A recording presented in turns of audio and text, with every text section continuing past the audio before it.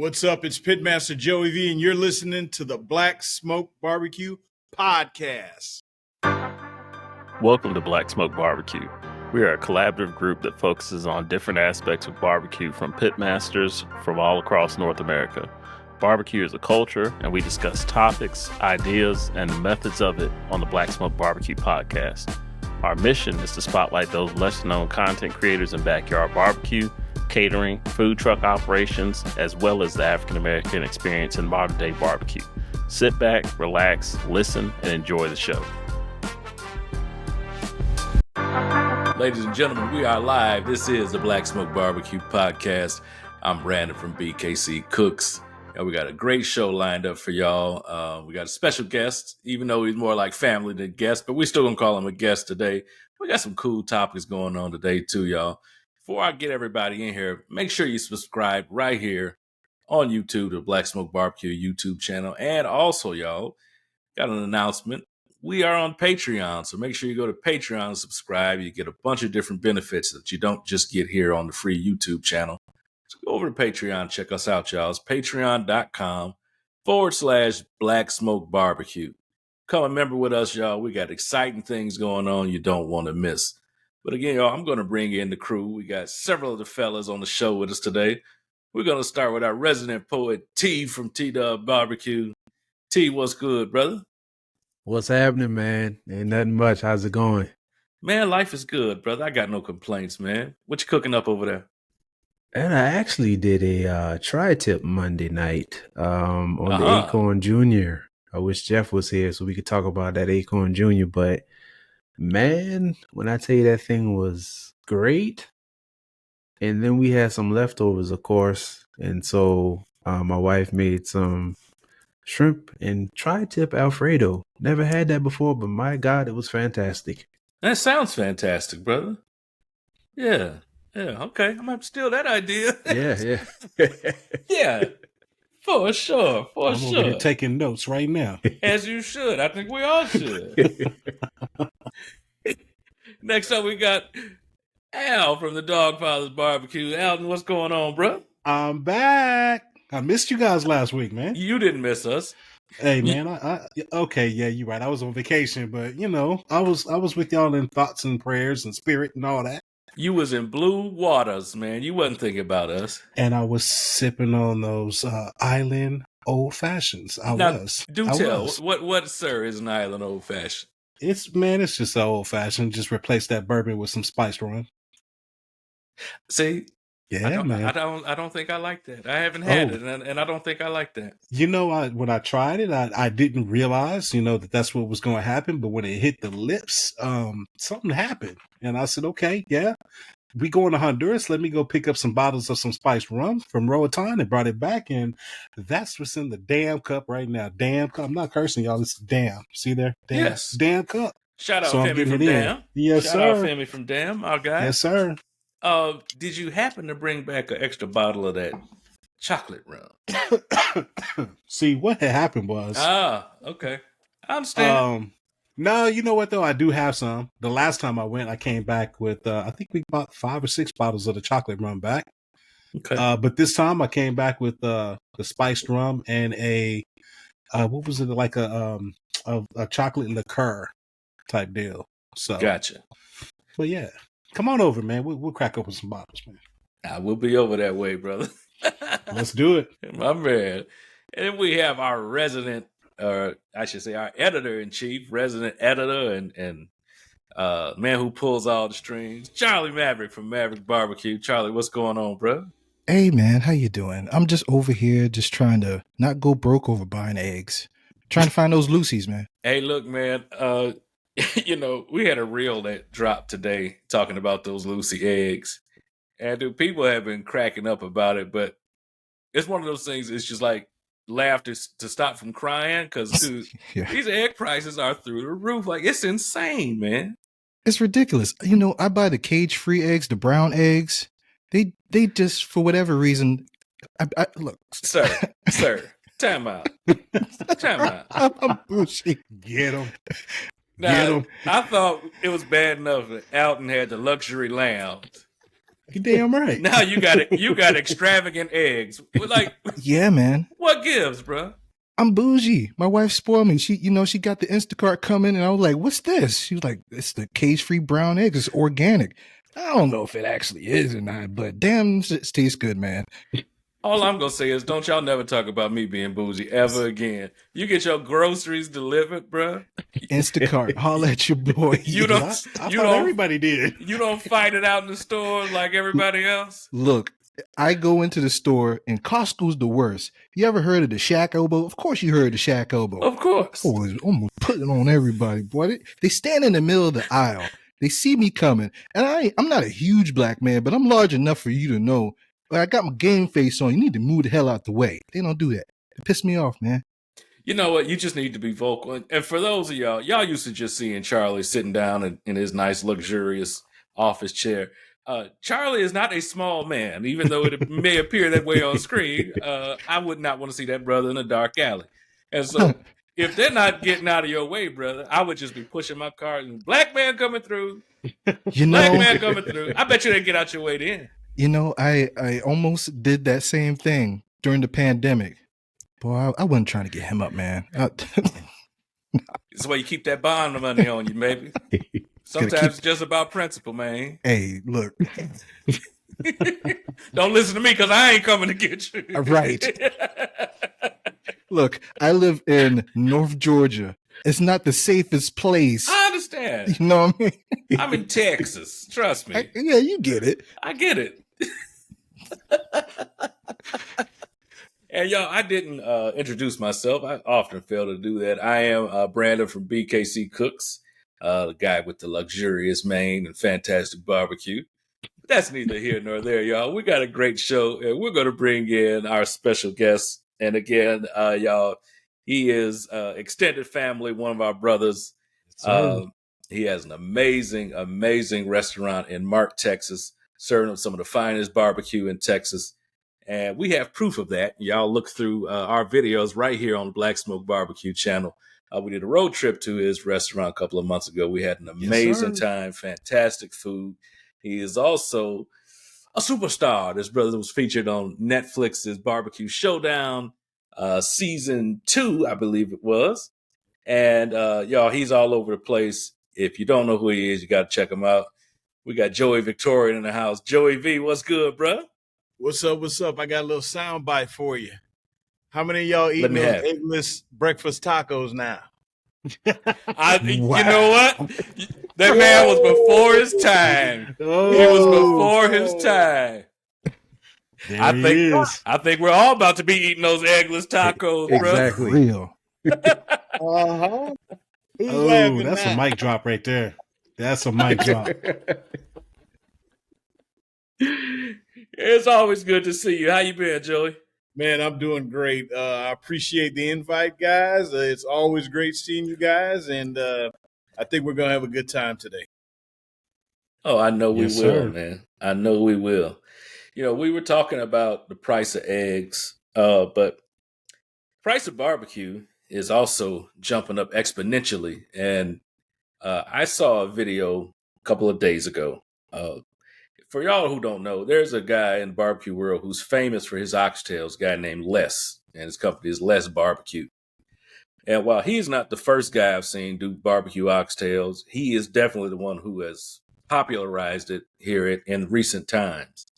And there were some people complaining about the price of what they ordered and what they got. Charlie, do we have that clip? Yeah. Of course we got that clip. Let's play that clip, brother. I don't know what there is to misunderstand. It's called Les Barbecue. Les Barbecue. You over here expecting more for some called Les. Whose fault is that? So yeah, you pay $8 or $9 for 2 oxtails, which is too close to 90, which is too close to 100. So you spent $100 on 2 candy reds. Now, whose fault is that? You act like you ain't know the price before you click complete purchase. And a pound is a pound. We all know an oxtail is 78.9% bone. So you paid $100 for 0.25 pounds of meat. See this video for everybody that's in my comments, telling me the way the oxtails look. He's showing y'all right now. They're always weighed over. Yeah, and so people are complaining, and I'm like, a pound is a pound. Like, the math doesn't change. Just to be fully transparent, I am fully on Les's side. If you order a pound of something for X amount of dollars, and that's what you get, what do you have to be upset about? And right. I think this circles back to a conversation we had probably the last time you were with us, Joey, about is barbecue a luxury item? And it was a question then. It kind of wasn't, but it was questionable, I should say. And I think at this point, it's absolutely a luxury item if you're buying it from someone. What's your take on that, Joey? Well, I always go back to giving everybody the little speech about comparing it to an 8-ounce steak. A great 8-ounce steak is going to cost you $40-$50, right? And that's half a pound. It took them 7 minutes, 6 minutes to cook, opposed to something that might take you 16 hours to cook, and you're still only paying $32 a pound. So, and not to mention that, but you don't have to get a whole pound. You get usually as much or as little as you want, So if you don't want to pay $32 a pound, you get you a half pound and you're at 16. So, but it's not something to, in my opinion, to go to anyone's barbecue restaurant and be mad about the price. There's a reason the price is where it is, and it's because of the hard work, the people that put into it, the type of meat that they put into it, something that's not so cheap, and then you're gonna get something that then you're really gonna complain about it. But everything I serve is high quality. There's a reason for my prices, and I'm not gonna apologize for it. And nobody in barbecue will apologize for their prices. So, with all that being said, do you think that people are judging barbecue restaurants fairly? No, absolutely not. They're not judging it fairly, especially the new school barbecue, the craft barbecue and things like that. A lot of people, especially in Texas, you guys know, people, they do the barbecue in their backyard and they might spend $40-$50, and they think that that's how much they should spend and feed 10 people, because they bought a brisket for $40, $50, and they fed 10 people. You know what I mean? So I think people need to step back and give barbecue, especially craft barbecue, a little more respect for the amount of money that it costs. And like I said, there's a reason that it costs that much. I can totally make my barbecue cheaper. I'm gonna buy cheaper meat. You know what I mean? It won't be trimmed. There's a lot of ways to make it cheaper, but then somebody's going to walk off and then they're going to be like, yeah, all I got was fat, gristle, this and that. And then they're going to be upset about it. So I think when you go to eat at a barbecue spot, you should definitely be prepared to, spend a little money and hopefully it's really good and you can enjoy it with yourself or your family or friends or whoever. So I saw a report the other day that beef prices are going up, kind of like the egg thing because of the shortage of cows. Have you seen that ripple down to your area, and how does that affect your prices as well to source that meat? I don't. It doesn't fluctuate from where I'm at, from the beef that I get and everything else. I mean, it may fluctuate a little bit, but I bake all that into my price, right? I know that I'm safe here buying it here, and I'm safe buying it here because I'm selling it here, right? So, I'll make more of a margin if beef prices go down, but I'm still making a little bit profit if it goes up to a certain point. And if it goes past that, then the price might have to be raised $1 or $2 to cover that. And that's Yeah, that's fair for any business. If the price goes up in business, the price is going to go up to purchase whatever you want. Yeah, and follow-up question to that, like everything is kind of going up higher because of the inflation or whatever tariffs.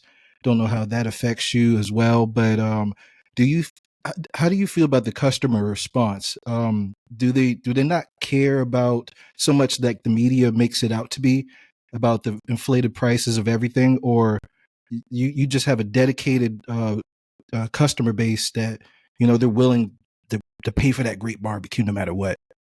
I would say it's about 80-20. People that come in here usually know what the price is going to be. It's plastered everywhere. They look me up before they even come here half the time. The only ones that really have something to say have probably never even been in a barbecue restaurant lately. You know what I mean? Or they went to Right. somebody, and I'm not knocking anyone's barbecue. I'm just saying they might have went to somebody who's cooking a cheaper piece of meat or anything like that, and they don't trim and they don't do that, and they, got their barbecue sandwich on the side of the road, and that person might sell 2 or 3 sandwiches a day. I don't know, but there's very little people that when they come here they're shocked. If there was quite a few people, I don't think a lot of us would be in business if there were more people. Hey Joey, let me ask you this. I know in previous times we've had beef prices may have skyrocketed, and you had turkey or pork or chicken maybe not as expensive, and so a lot of different restaurants and people they kind of push the other proteins and get creative with it. But now we're in this time where it's like everything is going up. It doesn't matter what protein it is. What are some things that you do to try to hedge that to keep the business running? I used to not sell sandwiches, so I've added sandwiches and plates to my menu. Uh, the sandwiches that I make aren't going to be a half a pound; they'll be a third of a pound. So the price point for that is a little bit, and mostly all of my sandwich comes from the trim that I have from trimming everything. Or if you don't throw away the trim, you can make meatloaf, you can make smoked burgers, anything with ground beef you can put in there. Chili, people in Texas love Frito pies. You sell Frito pies all day long to try to get rid of that trim that normally sometimes might even be thrown away. So that's a way to recoup some of the costs for you. Unfortunately, there's sometimes there's so much fat trim on a brisket that it just all ends up being fat. So you're going to lose there, but most of the time you're still getting a lot of great meat that just wouldn't look pretty on the brisket. So you trim it, you grind it up. I just got finished grinding a few pounds, and it'll probably be smoked burgers tomorrow. So not throwing away waste would be one way to do it, and watching your cost on things. Currently, a lot of people have been saying that they're going to be cutting back on expenses. And I was just wondering if you've kind of noticed, compared to last year, a kind of drop in people coming in, and do you anticipate that going into the summer? I think the hardest thing for me is, and it might be a good thing or a bad thing, I'm not sure yet. I'm unable to do a variety of different things. Because if I spend money and make a dish that I want to make, it might take away from my brisket sales or something like that, or and then everything else drops, and then I got something that I paid a lot of money for, the brisket, which everybody wants, just kind of sitting there, and so I don't know if that answered your question, but you, Oh you yeah, it gotta does. Yeah, I yeah. kind of stick with the main things now. So I have learned that I kind of stick with brisket, ribs, sausage, tri-tip, and turkey. I've cut out chicken because I make more money off of turkey, and I have no waste on turkey, and it's real easy to um, prepare turkey and everything else, and easier, faster. There's no waste. And when I mean waste, I don't have to light up my grill to cook chicken. So that's more wood I'm burning, and that's more cost. So if I keep everything smoked and I don't have to light up my grill, currently, that's what I'm planning on doing, and that's what's been helping. So we were talking about chicken also, and chicken is super popular at home when folks are grilling, barbecuing, whatever. But we rarely see it in restaurants. And so, would you say that because of that factor you just spoke of, do you think that's one of the reasons, or is there more to it why you rarely see chicken at a barbecue joint? Let's say for instance, I cook, I don't know, 20 chickens, right? I only go through 10 of them. Well, unless I can make smoked jambalaya with them, or smoked gumbo with the remaining ones, then I'm kind of stuck with 10 chickens that's going to get dehydrated, from yes, you can't reheat chickens, or they can't sit in the warmer longer. It's one of those meats you just got to keep turning. You know what I mean? Turkey Yeah. stays juicy. You can, I put money on it. You can smoke a turkey, put it in the refrigerator, a couple of days later, put it in the warmer, and it's still as juicy as long as it stayed wrapped and everything else as the day you got it. It never shrivels up. It looks and tastes just as spectacular the second day, or whatever. It's just an easier piece of meat to cook, to sell, because people will be like, well, I only want a half pound. Well, you cook a chicken, you got to give them a whole leg quarter, or a whole half chicken, or even a whole chicken. So, you got, and to be honest with you, in craft barbecue, more people go for turkey than they do chicken. So I bring chicken back every now and then, but it's kind of one of those things that I'll be like, all right, well, I'm doing a deal. I got half chickens, this, and this, like a combo or something, and sell it that way. That way, they may have more cohesive and tempting reasons to get that half chicken. Or else sometimes, like I said, man, I might have 2 or 3 of them left sometimes. So, and I rarely have any turkey left. Rarely. Makes sense. When you're doing the half chickens, I'm assuming that you have the skin on. And do you have criticism from customers with the skin not being super crispy, or were you able to achieve that? Yeah, no. So I learned that grilling the chicken is the best way. It doesn't give you that rubbery skin, opposed to smoking it. So when you grill it, you start that sucker upside down on a high heat, and that way that's going to help that skin get harder. And then then you flip it, and then you work your chicken, but you got to start it off with that skin down, so that skin will start getting harder and cooking. And if a lot of people will, if it's too rubbery, they'll just take it off. But I've achieved my success with it by leaving it on, by starting it off upside down on the grill at a high heat, and that helps tremendously. I can say, man, back in the day when I first started cooking chicken, that's how I started. It was with that skin down to basically seal that chicken to hold those juices in. Yeah. And then once I got, I don't know, third, halfway through, then I would kind of flip the chicken over, and then, like you say, work it, to get it to where you want it. And I can tell you this, man, when we were out there at your spot, that chicken was on point, bro. Yeah. Oh, I love mean, you had that.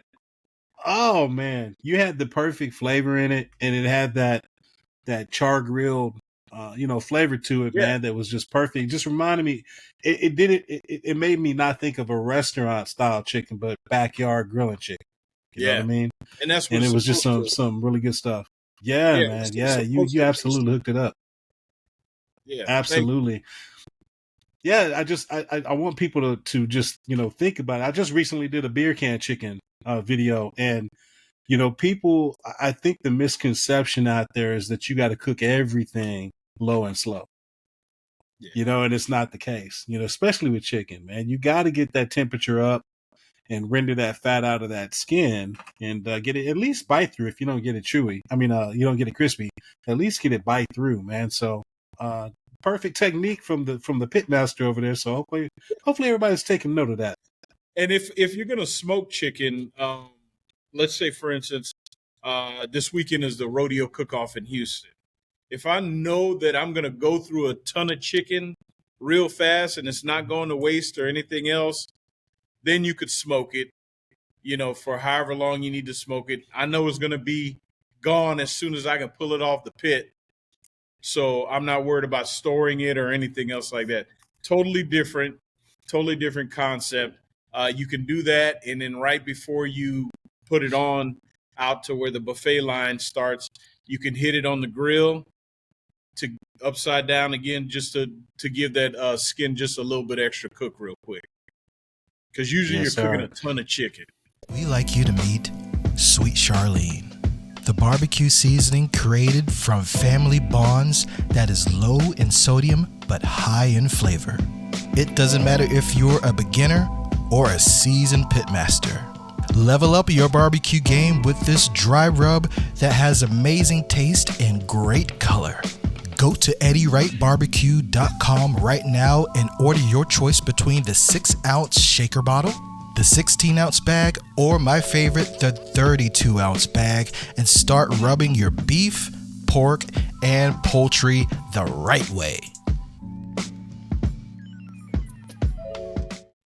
Well, I mean, you just gave us the perfect transition there into the Houston Rodeo Cookoff here. So let's talk about it, man. You're going to be out there and doing your thing. So what can people expect out there that haven't been there before?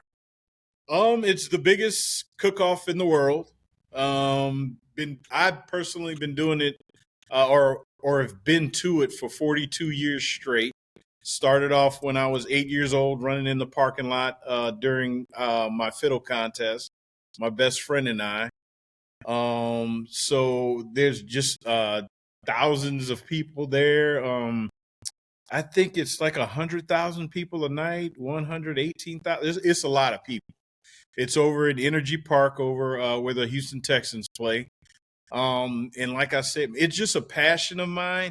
And it honestly, to be all honest with you, it's the reason that I barbecue today. I know my story is I started barbecuing because of a girl, but it was because I thought I knew how to barbecue from going to the cook-off so many years and helping out just a little bit.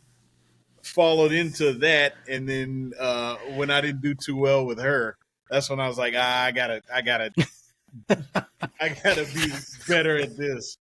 So so it's been a part of my life as long as I can remember. And my wife and I, we were talking about it today actually, and she's like, why do people love it so much? And I tell her, because in Houston we really had no festivals. Houston is really just known for food. There are no really sightseeing places unless you go to NASA. But there's really, we don't have a river walk. We don't have, hey, let's go over here. It's usually, hey, let's go eat. So our main thing, our big shebang, big party in Houston, it's not Mardi Gras, it's the Rodeo Cookoff. And the rodeo lasts for a month, Cookoff lasts for 3 days. But that's why it's so important to the city and why we have so much fun. And that's why it's so important to me, because it's who I am. So, Joe, you say it lasts for 3 days. Is it like different proteins being judged on each day, or like what's it like? Because I've never been. I know nothing about it. Yeah, so it's Thursday, Friday, Saturday. There are a bunch of different proteins that you have to turn in each day. Usually we're out there starting the Sunday before, so we're really out there for a whole week. Set up and everything else. So it starts Thursday at 5:00 in the afternoon, and then it opens back up Friday at noon, Saturday at like 10 or 11. But it's all day long. You have to have, in most, probably about 95% of the tents, you have to have a wristband. You have to sponsor. All you can eat, all you can drink. But you can't go in anyone's tent. You have to know somebody and you have to sponsor that tent in order to go in, because you cannot. It's a rule that you cannot sell tickets to go in your tent at the rodeo grounds, and they have to be sponsorships. So you got to know somebody. What it all comes down to have a good time. Pretty much, yeah. There are some free tents, but you're gonna have to pay for the alcohol, the beer, and all that. You still got to pay in the free tents. They might feed you for free, but you still got to pay to drink anything. Now, if you know somebody, you're in their tent, everything is free, or it goes with your sponsorship. Okay.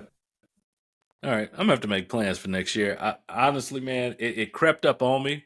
I saw you talking about going there, and I was like, is that happening already? And I know we had talked about it last year because a friend of the podcast, Uncle Steve, I know he does a lot down there every year. But, I didn't realize that it was happening so fast, man. But, we're going to have to make plans.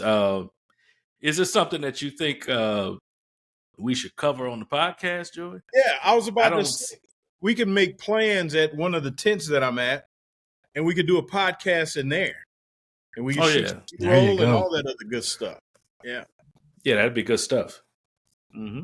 You know, and Uncle Steve is on me every year, invite me, get me to come out. And it just so happens that it's always, we do vacation in February. Like we just got back, Saturday. And now it's time to get ready to go back to work. But now here we got the rodeo, and you say, oh, Brandon, we got a plan for next year. Man, I already got vacation planned for next February. Man, see, so that's just our vacation time. It's always the last weekend in February. So if you can do it before or after, you be good. If you can keep your feet on solid ground one time, man, we might be able to get down there. Hey, with Mama being a teacher, man, that's during the school year. She has a certain window when she can take that time. Yeah. So we got to do it then. So that's why, I keep missing out on that event every single year. Understood. One of these years, man. One of these years. I already got an extra plan, but I ain't got nothing for 2027 yet. Unfortunately, I can't move the Cookoff for you. That's a lot of people. But you can get me them tri-tip tacos without that egg, though. Yeah, man. Hey. Like I said, man, who's laughing now? No, I'm just yeah. It's gonna be stuff, especially an egg. So, yeah, man. Yeah, I actually forgot about the Cookoff, and what made me remember it is a TV show on Netflix called Mo, and they showed it on there, and I was like, this sounds familiar, right? Yeah. And I'm like, this looks like a really good time, but now we're having this conversation. You've been going 42 years, so I know you've seen a lot of different changes. What can you say for someone who's never been, what they can expect when they go out there? Wear something comfortable. If you got if you got boots that have rubber soles on them, instead of trying to be fancy with the leather dancing soles on your Lucchese's and all that other stuff, no, I wouldn't wear that, because it's a lot of walking, and be prepared at night that there's a lot of people at night. So, my suggestion also is, once it gets later, you don't want to walk around too much, because if you leave your tent, most tents have a line to get in by a certain time. That means you're going to be standing in that line waiting to get there. Don't show up to the Cookoff late, because even the entrance to get in the Cookoff itself, not just the tents, but in the Cookoff itself, the line could be massive. So get there early. As my friend John Brotherton would say, show up late, lose weight. Just thinking that. Yes, sir. Yes, sir. I'm gonna definitely have to put that on my calendar for next year, man. It just, like everybody said, it's kind of snuck up on me. I actually forgot. Yeah, put it on y'all's calendar, man. We'll make it happen. Yeah, it definitely, like I said, because I saw Joey talking about going down there, and then today they started running the commercials for the Austin Rodeo. Yeah. And I was like, oh, yeah. I'm behind. I'm like, because Austin Rodeo is always behind Houston. That much I know. The cook-off is always that's happening. Cook-off. Okay. So I was like, man, I messed this one up. But yeah, I'm definitely writing that in for next year. I won't be on a vacation like some people we know. Stab, stick. Hey, Joey. First of all, again, always welcome on the show. You're a friend of the pod, like family. You were so gracious to attend this recording on your birthday, your big 50th birthday.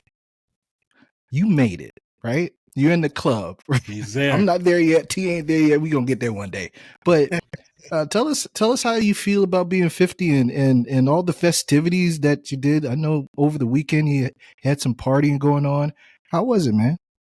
The weekend was absolutely great, man. Had some fun with my friends and family. A whole bunch of people showed up Saturday night to celebrate me and have fun with me and drink with me and everything else. I'm not gonna lie, I was a little scared of turning 50 just because, I'm like, man, I'm an adult now. So like, it's like I'm really an adult now. I was kind of an adult in 30s and 40s, but now I'm that dude. I'm an adult. Like, I hope to be taken seriously. But I had this morning somebody text me and was like, your dad would be proud of you because you guys know I lost my dad last February, and and I had to have a moment, and I did a little tear dropping and all that other stuff, wishing he was around and everything else. But I'm excited for 50, man. I don't mind getting old. Hey, I know my limits. I've partied my ass off enough for all five of us. Being a DJ for 20 years, man, I done seen some things and partied, 6 days a week and rested on Sunday because I was hungover or whatever. But that's like now people be like, "Hey, we're going out. You want to?" And I'm like, "Nah, I'm good. I'm good." I know that time has passed. Now I'll do it every now and then, but that time of going out every weekend, that time is gone. I don't have any drive to do that. I'd rather stay home and have a beer or, I don't know if I could say it, but roll one up and just, hang out and watch TV with my wife or family or friends or whoever, man. I don't need all the extra stuff anymore. So, but excited to see what 50 brings. 50 is cool, man. Yep. I'm enjoying it. I'm not looking back. I can tell you that much. Well, where's all your gray hair? It's here, brother. You need some of this? I got enough for everybody right here. I got plenty, man. I got mine. Hey, I earned every one of these too. I got 3 daughters, Joey. There's plenty of gray hair up in here, brother. I hear you on that, man. Dude, I hear you. I got 4. I know the struggle, Brandon. It's rough, man. I got 1. So, but no, man, 50 is cool. Like you said, you don't need all that stuff. Once in a while, get out there, sharpen up the fangs, show them who you used to be. Yeah, but I've noticed noticed to do all that all the time. No, not at all. But I've noticed that I'm starting to let things go now. What I mean by that is somebody pisses me off. Now it's like, I ain't got time for all that. I'd rather just drop you and not have anything to do with you anymore than getting this back and forth with you anymore. Hey, we only got so many summers left once you get 5-0, bro. Yeah. We ain't got time for all that. You know, and when you get to that 5-0, I mean, nothing. Only thing that matters is family and health, man. Yep. I'm trying to get another 50. Hopefully, man. On the back end. Hey, there you go. Amen. Hey, yeah. Hey, and hopefully we'll be able to celebrate it with you. Yeah. Absolutely. That's it. We'll schedule the next podcast for 50 years from now. I'll put it on the calendar. Right along with the cook-off. I was going to say, as long as it's not in February. We all might be AI generated, but we going to make it. Yeah. Can pay for our likeness. That's it. There you go. Pay me. Do a pod with Tupac and Biggie. Yeah. Anybody. No shit. I was just looking at stuff on the internet and everything else, and I'm like, damn, maybe technology is moving too fast. I seen this robot just walking across all this other stuff and these people, and he was smooth. It was a smooth robot and everything, and they're like, this is the new such and such robot. And I'm like, damn, man, I don't know. We moving kind of fast now. We're moving very fast. Yeah. Very. Alton and I were at Vid Summit back here in the fall, and Vid Summit is the biggest conference for YouTubers here in the United States, and it's for creators. It's not for fans, and so that's where you go and you get like all the nuts and bolts and what's really happening in the content space specifically for YouTube. But at one of the keynotes, they were breaking down just how I don't want to use the word intrusive, but how prevalent AI is going to be. And they basically were saying that in 2 years, we won't be standing in front of cameras creating videos, that we'll be prompting AI, and AI will be doing all the work and putting our likeness up there. And this is not just like one of those talking head, like this is going to be an entire video of us doing the cook and all that. And they said, yeah, 2 years. They said, you got to remember, this thing is doubling each day in its capacity and in its learning. And it's like, so, as good as it is now, it's going to be twice as good tomorrow and 4 times as good the next day, and so on and so on. I was just like, whoa. I'm like, that's when the 50 kicks in, because like, wait a minute, you whippersnappers. This is going a little too fast, man. Like, I don't know if I want, and I am an early adopter. I love progress. I love tech. I love to see the next thing coming. But when I hear about stuff like that, it makes me pump my brakes, because let me ask you a question. It is a bit fast. Yeah, let me ask you a question. And somebody kind of brought that up as far as licensing your likeness. A lot of these apps now are like, get on here, record you saying something real quick, and then you'll be able to just say what you want your likeness to say, and it'll do it, and it's like it's real and stuff. Now, for me, it's like, well, are you guys going to be able to keep my likeness and then use it for whatever? Or in like, perpetuity. Throughout the known universe. Yep. You better read that fine print, bro. Yeah. So right now, I won't do it. Yo, you're doing it right now. I don't blame you. Yeah. I don't blame you, Joey. And to that, you really need to read the fine print. We're all guilty of it. We signed up for an app, and I acknowledge, blah, blah, blah. And man, you better start reading that stuff. And it's 500 pages long, and that's for a reason. Yeah. And they change it any given time they want, and you can't do anything about it. Correct. And a lawyer told me one thing about a contract: every page is a lawsuit. And so if it's 500 pages, that's 500 things they can get you on. That's 500 things you have to defend. And so, you really better be reading this stuff. And, if you're comfortable with it, rock on.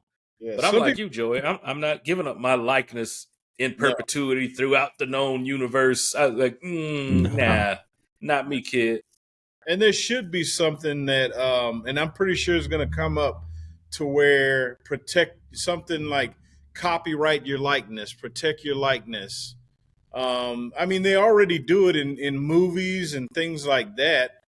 So they're gonna have to start doing it for AI and other things. If they want to use your AI, then they got to pay you. If they want to, you know what I mean? And you never know, that might be another revenue stream or anything else like that. But they're not getting me yet.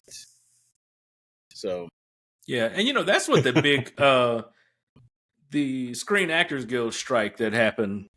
I believe it was last year. That's what that was about, because they were doing what you said. They were taking people's likeness from previous work. Disney. Allegedly. and generating this stuff through AI for new projects. And because it was generated from the previous work 20, 35 years ago, whatever, their stance was that, well, we own this property, and so it's ours to do what we want with it. Yeah. And they were standing firm, and that's why those folks went on strike. That was one of the big reasons. There were other reasons, but that was one of the main points. And let's take, for instance, Harrison Ford, Star Wars. So back in the day, they made him sign things that, okay, we can use your likeness for toys, for comic books, for things like that, and all this other stuff. Then they turned around and started to use the likenesses for AI, or somebody passed away, they need to throw them in the movie to revisit something and all that other stuff. And that's why those guys were getting mad, because they were like, we couldn't fathom back then that something like this would happen. So you're just stealing our likeness without us getting paid. And if that happens, you need to pay us. So it's happening. It's happening. So there needs to be a way that we can protect our likeness. I know that's not barbecue. I agree. No, man. But it's about content. And that's what we do. And to get completely off subject and go a little deeper into Star Wars, Joey, they did a bang up job with Moff Tarkin, didn't they? In Rogue One with that AI. Oh yeah, man. That was amazing, man. I'm like this for Rogue One, except for the very end. The very end was, but Rogue One for me was. Oh, they did that well. Yeah. But the very end. It was the best around. It was the best one around that time. Yeah. I would say that. Yeah, all the Vader scenes. So for me, honestly, Rogue One for me is right behind Empire. Okay. But that Vader scene at the end. Now you got to remember, that movie came out about 6 years ago. So I'm, probably about 44, 45 years old, grown ass man. When Vader ignited that lightsaber in that corridor and everything went red, man, I felt like I was 5 years old again. My heart was beating out my chest. I was white knuckling. I was like, oh no. Yeah. What's he gonna do? Dude, brother, I love Vader. Oh yeah, Vader. I cried. Vader is always with me. In The Mandalorian, when Luke came back and killed all those, come on, all those stormtroopers. I mean, the Death Troopers and all that other stuff. When that green troopers, lit up, it was like, oh! I was crying. I was going for surgery. That day. My wife was like, it was like early in the morning. It was like 5 o'clock in the morning. I was watching it because it came out that day, and she's like, "Are you crying?" Yeah. I was like, "Yeah, it's so beautiful." Oh, hilarious! That's a story. That's a true story. But yeah, so I'm going to go back and watch Rogue One again, because now I understand what they were doing. Because when Rogue One came out, there wasn't all these other stories that tied into what they were trying to accomplish by saying, like, Rogue One, okay, here's the little piece of what happened for them to get the plans to the Death Star. You know what I mean? And then I didn't know, then they went back to other things. Okay, here's a little piece. Here's another show, a little piece of how this came together. And so now it's all understandable. And I think anyone who didn't like Rogue One will probably appreciate it a lot more now. I'm going to be one of them. I'm going to go back and watch it, and I'll probably appreciate it a lot more. Yeah, I thoroughly enjoyed it, man. Now, Joey, we talk about all the fantastic things that you cooking there at the restaurant. All right. What's something good that you've been cooking at home? If I'm at home, I love to do pork chops, smothered, fried, whatever. Kelly will get on me if I'm fried, because the whole house smells like fried pork chops. But that's usually what I'm doing. Nothing wrong with that. It's a good problem to have. I would love to do stuff like that here and fry pork chops, but that takes away from everything else, and I know I'm not going to fry pork chop every day because it's a barbecue joint. So then people will come in here for a fried pork chop, and then it's like I don't have it. You know what I mean? So, and that's just being in a small town. Yeah, If I had a lot more people coming through here, rotating and everything else, it'd be a different story. But I got my main base things that I need to sell, do excellent with, and kind of perfect it and be able to crank it out every day. Well, I tell you what, you are killing it with those items, brother. Yes, sir. I'm trying talking about you trying to perfect it. I'm like, what the hell did we have then? Right, because that was pretty damn perfect. That was pretty damn perfect. Always room for improvement. My man Ali Khan, brother. I dig that. Yeah, shit. Shout out to Ali Khan, man. Ali was, man, he's still talking about that day, brother. Yeah, that was, we had a great time, man. I'll make it back, CT, man. this why you got to get over here, bro. I know. You gotta come on down to I got to make plans for Pitmaster Collective. Ali is okay. Yes. Every now and then I'll see stuff pop up with him doing that. So. Yep. He's doing stuff, and then he has his own channel and everything. But yeah, he's doing stuff for Pitmaster Collective, so he's all over the state. He's definitely a true foodie. Yeah, he is. I can tell. Yeah, man. Yeah. Big time. And a good dude. Good dude, man. Really cool. Really cool guy. Super nice. Yeah, man. So Joey, how is Mark?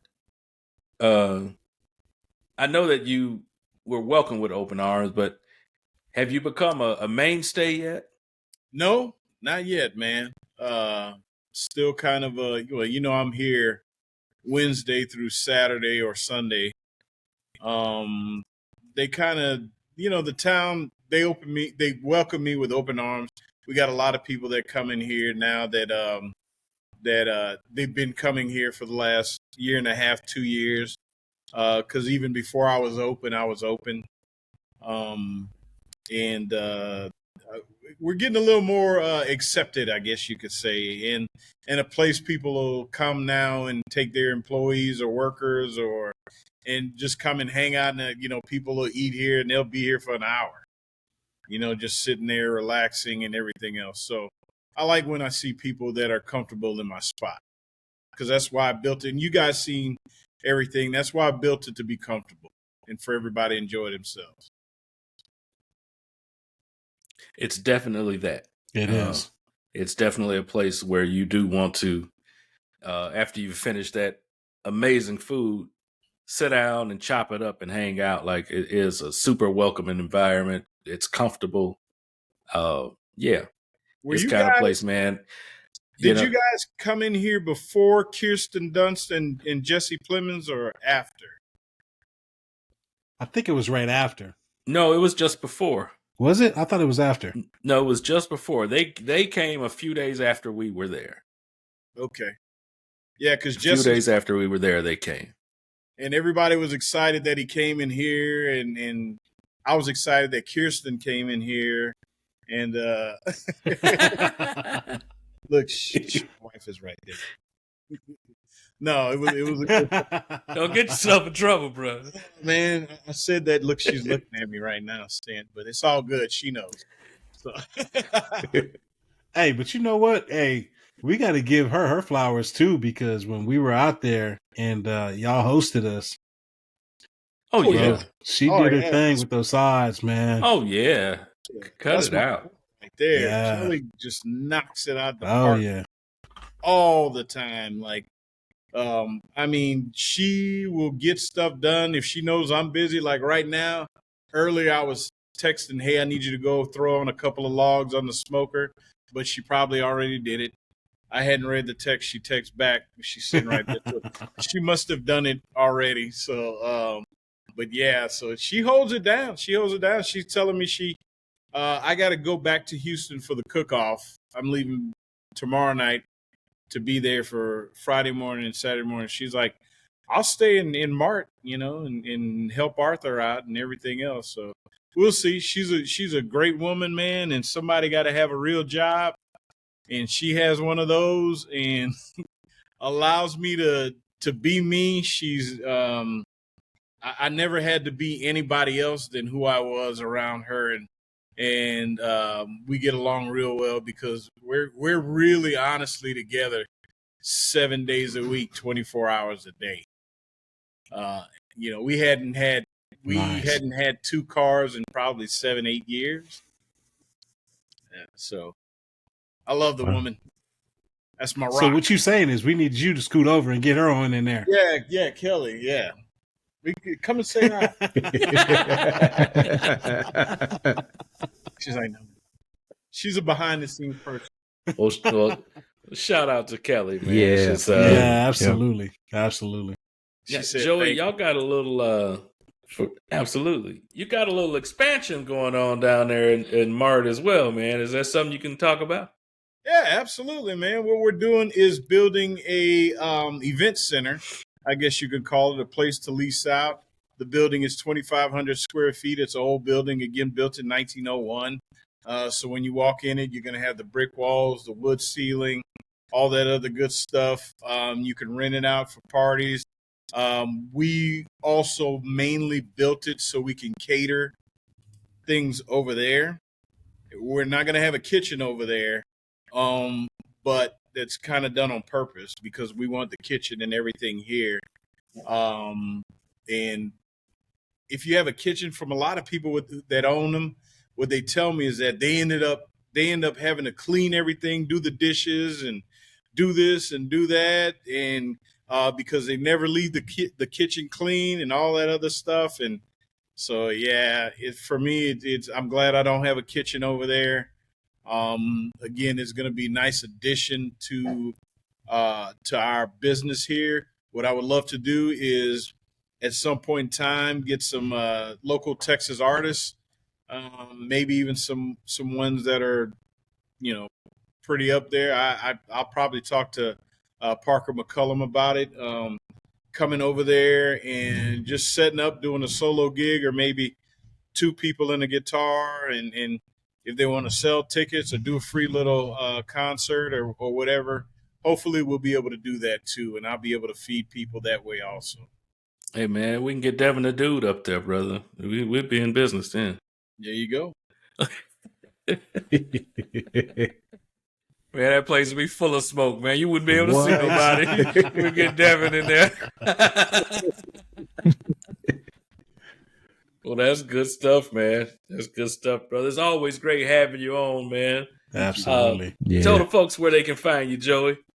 Yeah, you can find me at victoriansbarbecue.com or on Instagram at victoriansbarbecue. You got to spell out barbecue, BARBECUE, or at Joey Victorian on Instagram, or you can go on YouTube. I am at Pitmaster on YouTube. And give them the location of Victorian's Barbecue as well. You can find us in Mart, Texas, which is right outside of Waco at 419 East Texas Avenue, Mart, Texas, 76664 if you need it. My man. Again, brother, it's always great having you on, man. We're going to wrap up and get with the fellas here. Charlie, tell the folks where they can find you, man. Everywhere you see the name Charlie Maverick, check me out on all the socials, not X. Don't do that type of drug. Nope.